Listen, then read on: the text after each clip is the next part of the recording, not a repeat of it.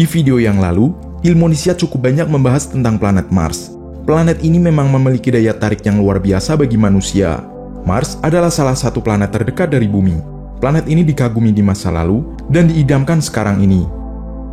Mars menjadi pusat perhatian karena dia adalah planet dengan kemungkinan terbesar untuk ditinggali manusia selain Bumi.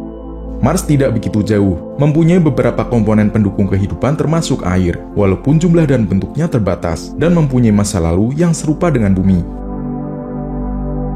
Pada 26 September 2016 lalu, Elon Musk, sang pendiri SpaceX, mempresentasikan idenya tentang bagaimana Mars seharusnya ditinggali manusia.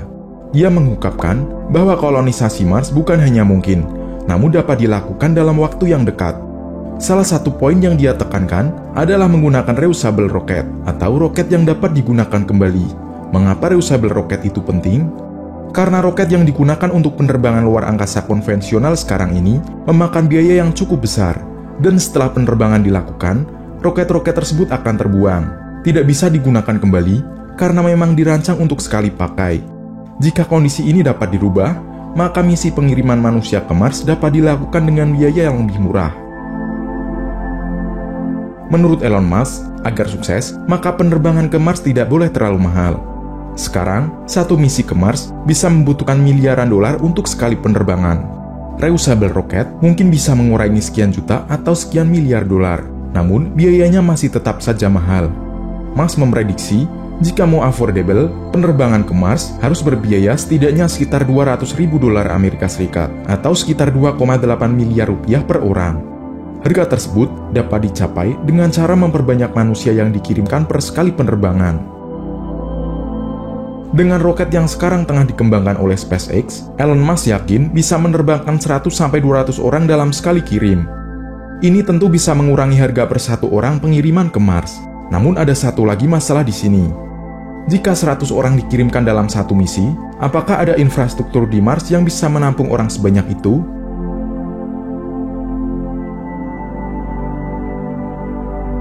Sebelum misi manusia dikirimkan dengan jumlah besar, perlu dilakukan misi-misi pionir terlebih dahulu.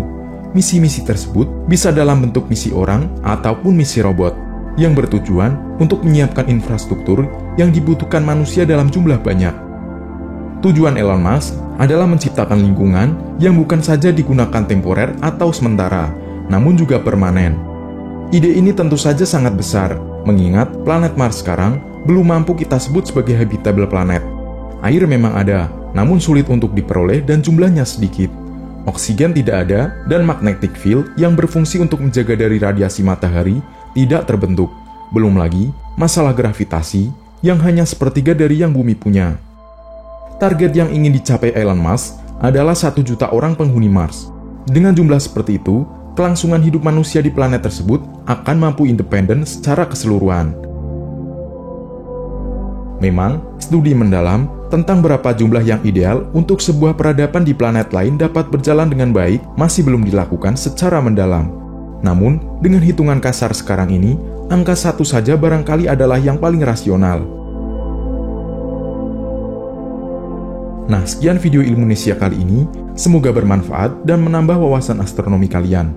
Terima kasih, dan sampai jumpa di video yang lainnya.